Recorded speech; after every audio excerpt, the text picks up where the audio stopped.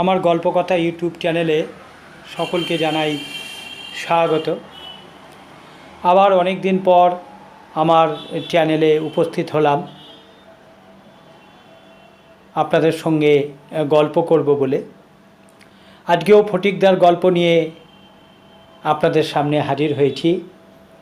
অনেক দিন ফটিকদার সঙ্গে দেখা হয়নি,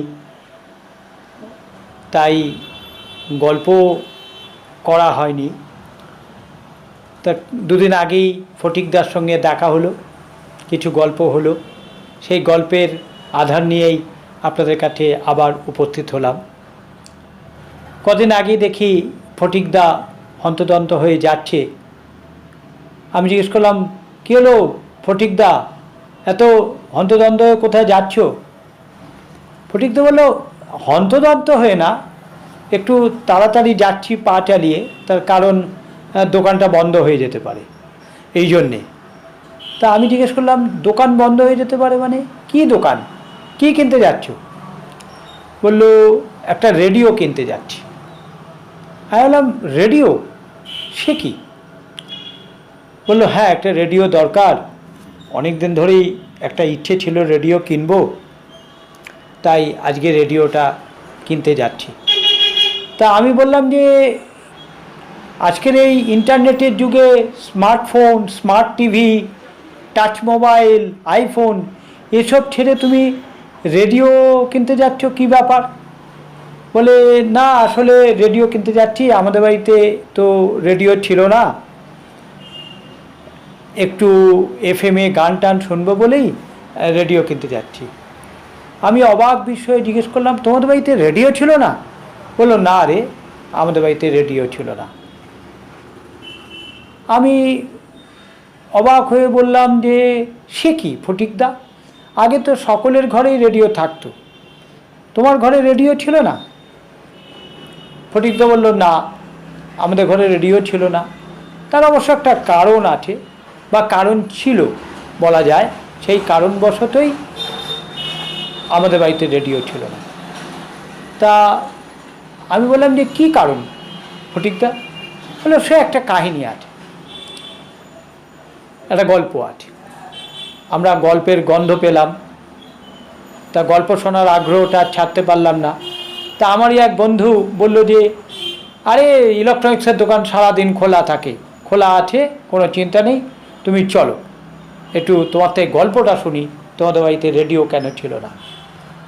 তো ফটিকদা বলল, তা মন্দ নয়, গিয়ে বসাই যেতে পারে, চল তাহলে চায়ের দোকানে গিয়েই বসি, চা খাওয়াও হবে আর একটু গল্পও করে নেব। তা আমরা যথারীতি বন্ধুরা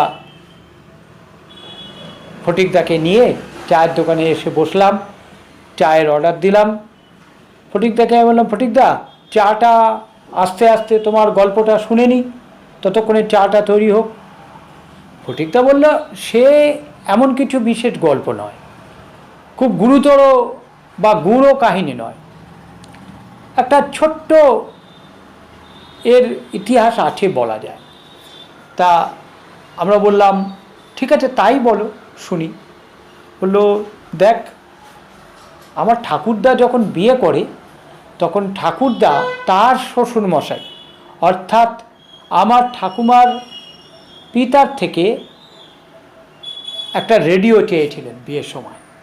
বলেছিলেন যে, ঠাকুরদা বলেছিলেন, কিচ্ছু দিতে হবে না আপনাকে, আপনি আমাকে একটা রেডিও দেবেন, ব্যাস তাহলেই হবে।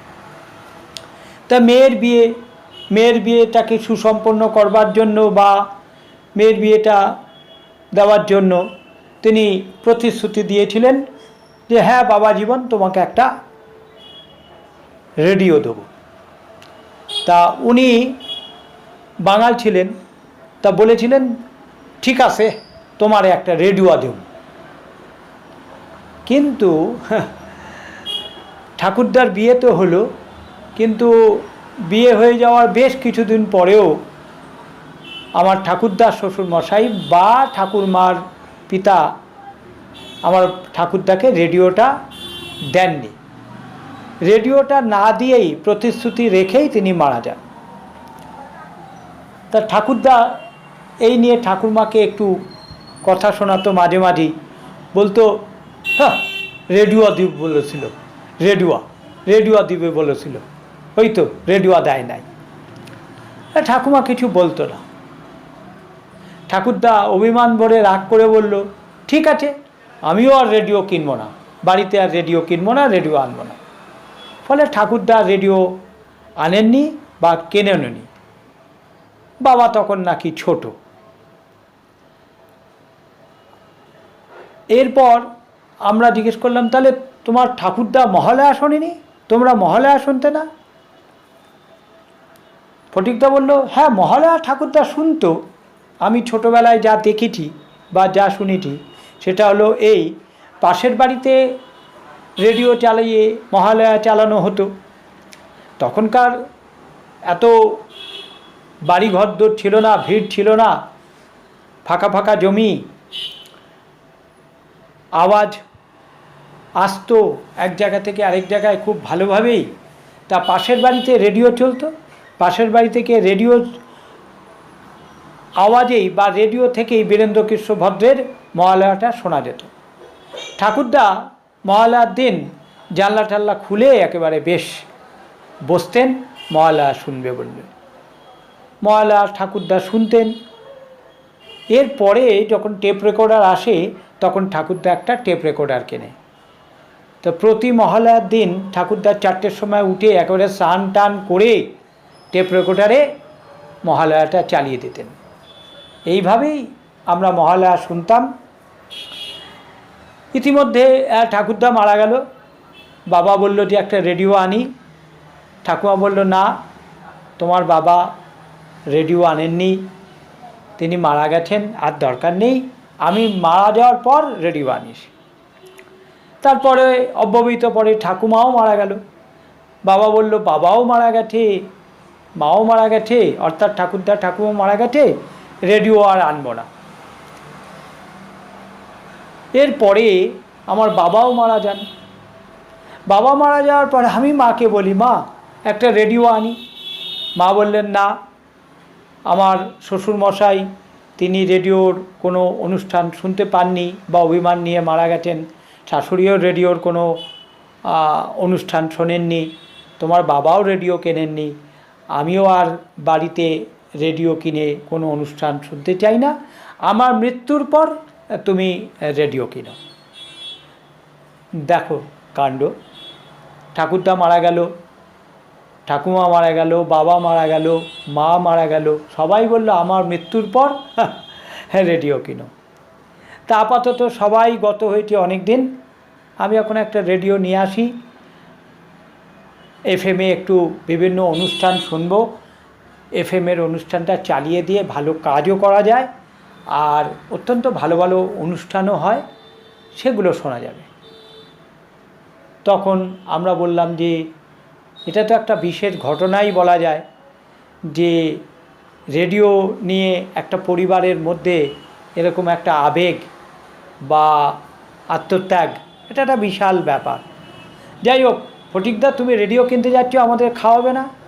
ফটিকদা বলে, রেডিও কিনতে যাব, তাতেও খাওয়াতে হবে? তখন আমি বললাম, বাহ, হবে না, তোমার বাড়িতে রেডিও আসছে, এটা তো একটা ঐতিহাসিক ঘটনা বললেই হয়। বলতে গেলে যে সময় রেডিও অপ্রচলিত হয়ে গেছে, রেডিও সেভাবে ঘরে ঘরে বিদায় নিয়েছে, সেই সময় তুমি রেডিও বাড়িতে আনছো, এটা একটা ঐতিহাসিক ঘটনা নয়? ফটিকদা হেসে বলল যে তা খুব একটা মন্দ বলিসনি, ঠিক আছে, তোদের বড় ডবল চা খাওয়াবো, সঙ্গে 2টো করে বিস্কুট। আমরা বললাম তাই হোক, ডবল বড় চা আর সঙ্গে করে 2টো বিস্কুট, আমরা তাই খাবো, কিন্তু হোক। ফটিকদা বলল, আগে রেডিওটা তো কিনি, তারপর। আমরা বললাম ঠিকই। ইতিমধ্যে চা এসে গেল, আমরা চা বিস্কুট খেলাম।